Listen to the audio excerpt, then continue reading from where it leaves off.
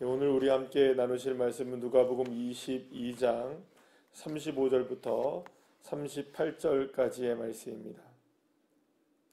누가복음 22장 35절에서 38절까지의 말씀 우리 다 같이 함께 합독하시겠습니다.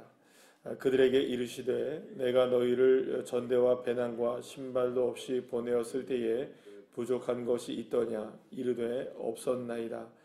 이르시되 이제는 전대 있는 자는 가질 것이요 배낭도 그리하고 검 없는 자는 겉옷을 팔아 살지어다.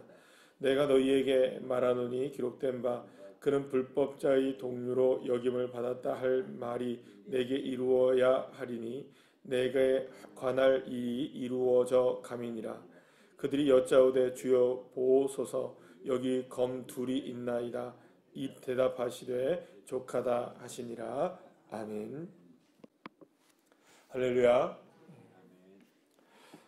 이제 제자들과의 마지막 만찬을 마무리하게 될 무렵 예수님께서는 제자들에게 이전과는 전혀 다른 한 가지의 말씀을 하십니다. 오늘 본문 35절에서 나오시죠? 말씀하시죠? 예수님이 이전에 한번 전도를 보내신 적이 있으셨습니다. 그럴 때에 예수님이 뭐라고 얘기하십니까? 아무것도 가져가지 말라라고 주님이 말씀하셨습니다. 그런데 그때의 그 예수님의 말씀대로 아무것도 가져가지 않아도 제자들에게는 정말로 부족함이 없게 채워지게 되는 그런 놀라운 기적들을 이 제자들이 체험했었습니다. 그뿐만이 아니죠. 예수님께서 제자들을 부르셨을 때 나를 따르라 라고 말씀하셨을 때 제자들은 모든 것을 다 버리고 갔었습니다. 그뿐만이 아닙니다. 예수님께서는 심지어 정말로 나를 따르려거든 누구까지도 버리고 오라고 얘기하셨습니까? 부모, 형제까지도 다 버리고 나를 따라야 한다. 그뿐만이 아니죠. 계속해서 주님께서는 그런 말씀을 하셨습니다. 그래서 어떤 부자 청년이 왔을 때에도 가진 것을 다 어떻게 하라 합니까? 팔아 놓고 또 누구를 따르라. 예수님 나를 따르라 라고 말씀하십니다. 그러니까 예수님은 계속해서 무슨 얘기를 하시느냐? 주님을 따르는 데 있어서는 가질 것이 별로 없다. 아니, 갖지 않아도 된다. 모든 것을 다 버리고 누구를 따라야 한다. 주님을 따르는 게 바로 제자의 삶이고 그것이 바로 하나님 나라를 살아가는 방식이다라는 것을 주님이 지금까지 말씀해 오셨고 그렇게 가르쳤습니다. 그런데 오늘 본문에서는 뭐라고 말씀하시느냐? 이르시되 36절에 이제는 이렇게 얘기하시면서 이제는 전대 있는 자는 가져라. 그리고 검도 가져라 이렇게 얘기합니다. 만약에 검이 없다면은 겉옷을 팔아서까지라도 검을 준비해라. 그러니까 주님께서는 지금까지는 아무것도 갖지 말아라. 다 팔고 나를 따르라고 말씀하셨던 주님께서 최후의 만찬이 이제 마지막이란 말이에요. 예수님과 제자들이 만나는 것이 이제 실제로 마지막 순간이란 말입니다. 이제 몇몇의 제자들만을 데리고 어디로 가십니까? 이제 감람원이라고 불리는 그 겟세마네 동산에 가셔서 기도하시는 게 마지막입니다. 그게 이제 바로 내일 본문, 그 다음 본문에만 나오는 이 장면이 이제 토요일 본문 우리가 이제 마지막 이제 22장의 본문에 그런 본문들이 좀 나온 다음에 예수님이 바로 어디로 가십니까? 이제 끌려가시게 되잖아요. 그러니까 이제 마지막으로 예수님께서 제자들을 만나시는 장면이에요. 공식적으로 이제 끝나는 겁니다. 이제는 뭐 제자들 몇몇만 만나는 일이 전부 다일 것이고 다 어떻게 합니까? 예수님의 제자들이 이제 다 도망칠 거란 말이에요. 그러니까 예수님의 제자들을 만나는 마지막 순간에 와서 이제 마지막 장면에서 예수님이 무슨 말씀을 하시느냐? 이제는 전대 있는 자는 전대 갖고 또 뭐 겉옷도 필요한 것 같다. 이제 또 심지어는 뭐까지도 필요하다고 얘기합니까? 칼까지, 검까지 필요하다라고 얘기를 하시고 있는 걸 보면 이전과는 전혀 다른 이야기를 지금 하고 있다는 걸 여러분들이 잘 알 수가 있으실 겁니다.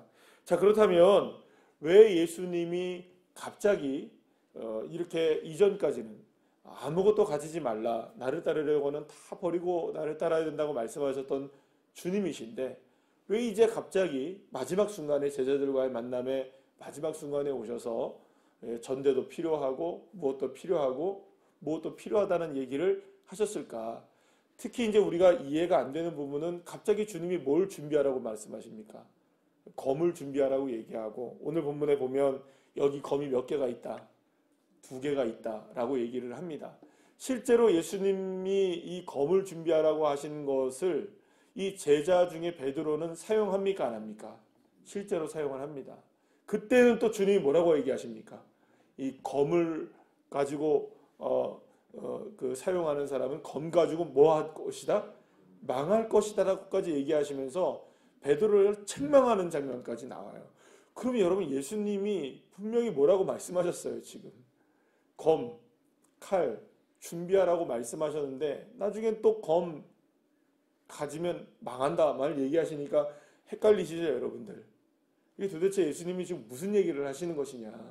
마지막 순간이 되시니까 예수님이 이전 거 다 잊어버리시고 갑자기 이상한 말씀을 하시는 거냐. 검을 가지려고 했다가 또 가지 말라고 했다가 하면 망한다고 얘기했다가 그러면 이건 도대체 무슨 얘기를 하시는 거냐. 우리가 이런 생각을 할 수 있어요. 또 특히 이 검에 대해서 민감하게 반응하시는 분이 계십니다. 왜 예수님이 갑자기 칼을 가라고 말씀하시지? 그러면 우리가 검 가지고 칼 가지라 그러면 무장을 하라고 하시는 건가? 그러면 또 이거는 무기를 가지라고 하는 건가? 이게 도대체 이해가 안 될 수가 있을 것입니다. 자, 그런데 왜 주님께서 이렇게 전대 돈이잖아요, 그죠? 돈도 필요하고 또 겉옷도 때로는 필요할 것이라고 얘기하시는 것 같고 또 심지어는 이런 검까지도 필요하다고 얘기하시는 이유가 뭘까? 사실은 여러분 여기서 말하는 이 전대, 이 돈에 관한 것 그리고 또 칼 이런 것들은 사실은 어떤 측면에서 보게 된다면 지금 세상을 살아가는 데 있어서의 필요한 것들이라고 볼 수 있습니다. 물론 여기서 중요한 것은 이 검 자체가 우리를 삶에 있어서 중요하다, 이게 필요하다 이런 얘기를 하는 것이 아니고요. 이거는 어떻게 보면 돈이 필요한 이유는 여러분들 말씀드리지 않아도 괜찮겠죠. 옷이 필요한 이유도 말씀드리지 않아도 괜찮을 겁니다. 물론 검도 마찬가지라고 저는 생각을 해요. 이 검이 단순하게 무기를 가져라라는 이야기가 아니라 자신을 보호하라는 의미가 될 수 있다는 것입니다. 여러분들 사실은 그렇잖아요. 요즘 시대 같은 경우에는 참 여러분들 끔찍한 시대를 우리가 살아가고 있잖아요. 그러니까 지금 요즘에 보게 되면 갑자기 막 이런 흉악범죄들이 많이 늘어날 때 이렇게 보면은 야 우리도 진짜 나를 호신할 수 있는 무기들을 갖고 다녀야 되나 이런 생각 할 때가 있습니까 없습니까? 있어요. 이게 그냥 우리가 칼을 가지고 다니자 이런 얘기 무기를 가지고 다니자 이런 얘기를 하는 게 아니라 시대를 살아가는 데 있어서 나를 보호할 것들이 필요하기도 합니까 안 합니까? 네, 합니다. 때로는 그게 무술이 될 수도 있을 것이고 무기가 될 수 있을 것인데 이거 지금 예수님이 말씀하시는 거는 그러니 우리가 무장하자 이런 얘기를 하는 게 아니고 어떤 이야기를 주님이 하시기를 원하시는 거냐 하면 지금 예수님이 마지막 장면이라는 걸 우리가 생각해 보셔야 됩니다. 마지막 장면이라고 생각해 볼 때 이제 예수님과 제자들은 이제 만남이 마지막이죠. 그죠? 만남이 마지막인 거예요. 그러면 이제는 제자들이 누구 없는 시대를 살아가야 되나요? 예수 없는 시대를 살아가야 되는 거예요. 예수님이 지금까지는 같이 계셨으나 이제는 정말로 예수님이 계시지 않는 시간이 다가와요. 그러면 여러분 예수님이 없는 시간이 다가왔을 때 제자들의 삶 속에서는 무엇이 필요할까요? 가장 중요한 건 정말로 진짜 필요한 건 뭘까요? 아무것도 없어도 살 수 있는 믿음이 필요할까요? 필요하지 않을까요? 정말 필요하죠. 오직 예수님만 바라보는 삶이 필요할까요? 안 필요할까요? 이제는 정말로 필요한 시간이 온 겁니다. 그러면 여러분 예수님이 생각하실 때에는 예수님이 제자들을 위하여서 피도 쏟아내시고 몸도 상하시면서 십자가에서 모든 것을 다 누구에게 내어주시는 겁니까? 제자들을 위해서 우리들을 위해서 내어주시는 주님이시잖아요. 그런데 그 모든 것을 내어주시는 주님을 향한 믿음을 가지고 제자들이 살아가야 되는 시기가 오는데 그러나 그 믿음과 함께 무엇도 필요할까요, 여러분들? 세상을 살아가는 데 있어서는 현실적으로 돈도 필요할까요, 안 필요할까요? 필요합니다. 또 나의 삶에 있어서 여러 가지 도구들이 필요할까요, 안 필요할까요? 필요합니다. 실제로 예수님이 십자가에 죽으신 이후에 부활한 다음에 제자들이 다 어디로 떠나갑니까, 여러분들? 자기의 삶의 자리로 다 떠나갑니다. 그래서 실제로 제자들이 갈릴리로 가서 무엇을 합니까, 여러분? 고기를 잡는 일을 해요. 그러면 여러분, 만약에 예수님이 너네 왜 아무것도 가지지 말고 나만 따르라고 나만 믿으라고 했는데, 만약에 지금 고기 잡으러 간 이 제자들을 향해서 예수님이 이야기하시면 무슨 얘기를 하셔야 될까요? 가셔가지고 내 이놈 버리라고 했는데 왜 여기서 와서 고기 잡고 있느냐, 이렇게 얘기를 하셔야 되죠. 이해가 되십니까? 그렇잖아요. 다 버리고 왔는데, 야 이놈 자식들아, 내가 잠깐 없다고 니들이 여기 와가지고 왜 이 고기를 잡고 있느냐, 이르셔야 되는 주님이신데 주님이 어떻게 하셨습니까, 여러분들? 나중에 배에 타셔서까지 뭐라고 얘기하십니까? 가서 그물을 내리고 잡아라. 그리고 같이 함께 식사까지 하면서, 여러분들, 주님이 뭘 도와주고 계십니까? 오히려 고기 잡는 걸 처음의 모습처럼 도와주고 계시는 거예요. 그러면서 주님이 나중에는 요한복음에서 무슨 얘기를 하십니까? 내 양을 먹이고 치고, 이 얘기 하시면서 같이 이야기를 나누시는 거예요.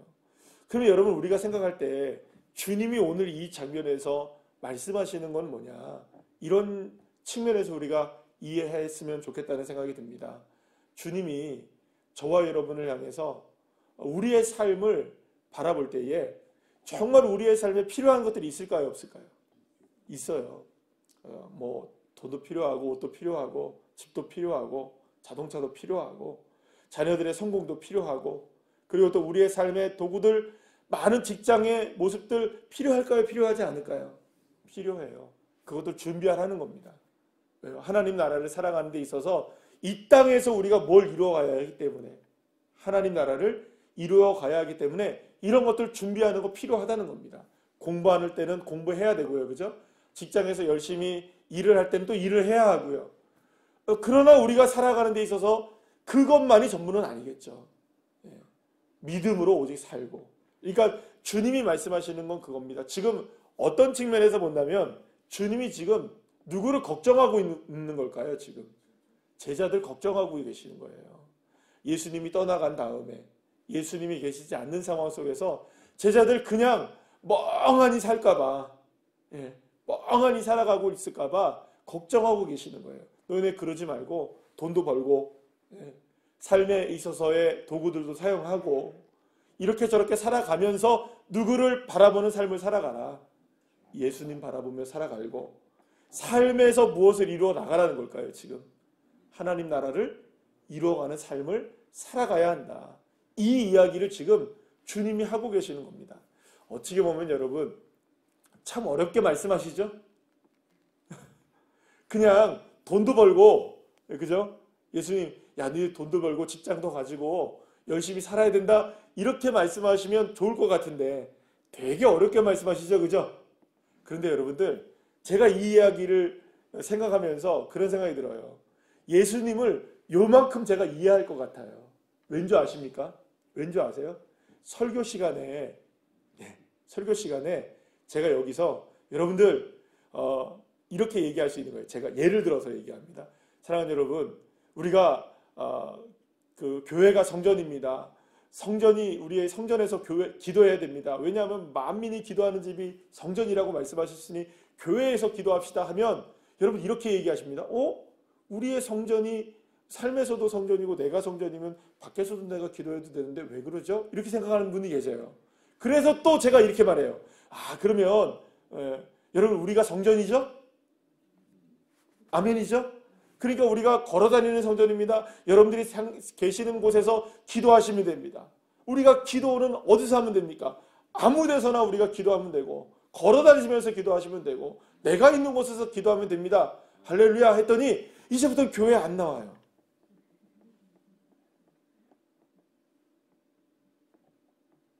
무슨 얘기인지 아시겠어요? 아유, 그렇게 말을 잘 드신다고요. 얼마나 말씀을 잘 들으는지 무서워서 말을 못하겠어요. 제 이야기는 그거를 그렇게 사용하시니까요. 언제는요, 제가 이 이야기를 제가 말씀드리는데, 언젠가 제가요, 한 번은요, 내가 이런 말씀을 잘못했나 보다 생각한 적이 있었어요. 제가 언제 한 번은요, 제가 몇 년 전에 새벽 예배를 안 들어도 된다고 말했어요. 왜냐하면 여러분들 정말 새벽 예배를 드려야 될까요? 안 드려야 될까요? 여러분? 드려야 되는데 새벽 예배 안 드릴 수도 있죠. 그죠? 못 드릴 수도 있는 거고. 그럴까요? 안 그럴까요? 여러분? 제가 얘기한 거는 새벽 예배를 드리지 말라고 얘기한 게 아닌데, 이런 이야기들을 하다 보니 정말 중요한 건 우리의 삶의 예배라는 걸 얘기를 하고, 정말 우리가 새벽 예배는 안 나오더라도 정말 주님을 향한 예배가 되어야 됩니다. 이 이야기한 건데 콕 집어서 뭐만 듣는 겁니까? 새벽 예배 안 나와도 된다 그랬다고 목사님이.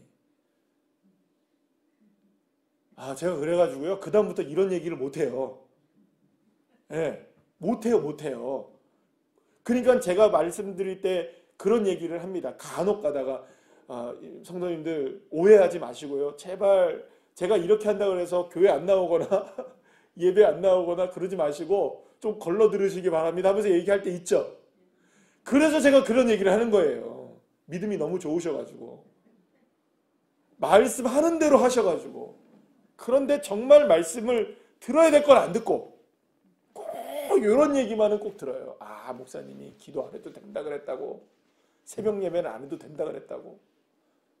예배는 안 드려도 된다 그랬다고.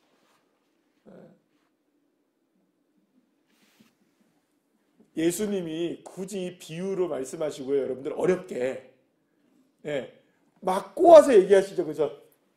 막 비비 꼬아서 얘기하시고 직설적으로 얘기하시기보다, 그죠? 직설적으로 얘기하시기보다 비비 꼬아서 얘기하시고 걸러서 얘기하시고 비유로 얘기하시는 이유가, 여러분 저는 조금 이해하는 것 같아요. 말을 너무 잘 들으니까.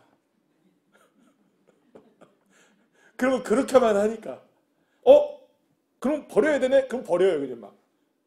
근데 그건 잘 안 버리죠. 그죠? 버려라 그러면 직설적으로 버리라는 거는 잘 안 버립니다. 그런데 가져라 하는 거는 직설적으로 막 가져요. 막 그냥. 그런 겁니다. 보세요. 젊은 청년 부자 청년한테 예수님이 버려라 하니까 안 버리죠. 그죠? 따르라 하면 또 안 따라요. 그죠? 도대체 어떻게 해야 되나요 지금? 그죠? 예수님도 골치 아프신 거예요. 마지막 순간까지 시험에 들지 않게 얘기하시는 겁니다. 참 주님 정말 놀라우신 분이세요. 놀라우신 분이에요. 그래요. 권사님 주여. 그렇습니다. 사랑하는 여러분, 저는 이 본문을 읽으면서 그런 생각이 들었습니다. 설교를 준비하면서도 그런 마음이 들었는데, 주님의 사랑은 어디까지일까? 주님이 우리를 사랑하시는 사랑은 어디까지 사랑하실까? 자신의 모든 거 다 내어주시잖아요, 지금. 몸과 피까지. 그런데 뭐까지 걱정하고 계시는 줄 아세요? 우리의 삶까지 걱정하고 계시는 거예요. 그런데 예수님의 제자들 뭐 하고 있는 겁니까, 지금? 도망갈 생각하고 있고, 그 칼 가지고 엉뚱한 데 쓰려고 하고 있고, 어디까지 주님이 우리를 사랑하실까요? 어디까지 우리는 주님을 날마다 배반할까요? 언제까지 주님이 우리를 향해서 이런 걱정하시면서 계셔야 될까요? 언제까지 우리는 걱정의 대상이 돼야 될까요, 여러분들? 주님이 오늘도 어떻게 하실까요, 여러분? 우리를 향해. 아이고. 그러실까요? 아니면 이야 멋지다 이러실까요, 여러분?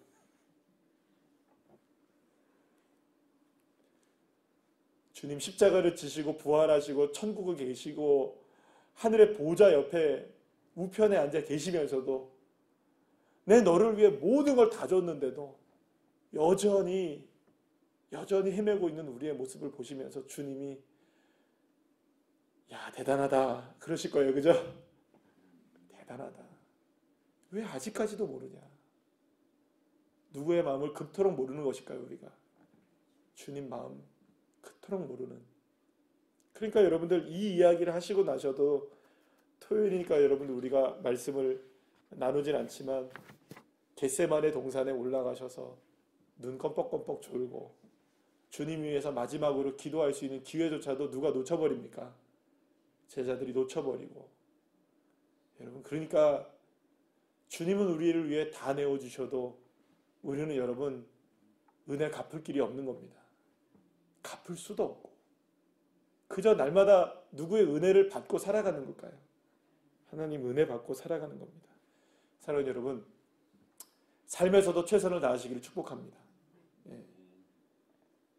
그래서 돈도 많이 버시고 건강도 하시고 예. 승리도 하시고 많은 삶에 있어서 축복도 많이 받으시고, 그러나 또 이렇게 얘기하면 돈만 벌려고 얘기했다고 그게 아니고 최선을 다하는 삶을 살아서 이게 누구의 은혜다? 하나님의 은혜입니다. 그냥 돈 번 것도 하나님의 은혜고 건강한 것도 하나님의 은혜고 다닐 수 있는 것도 하나님의 은혜고. 예, 그렇죠.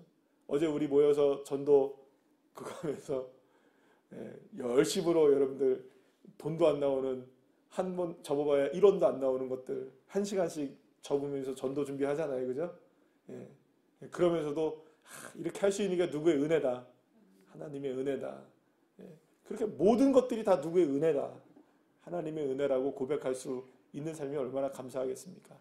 이 믿음으로 승리하시는 주의 자는 한 분 한 분들 다 되시기를 간절히 축복합니다.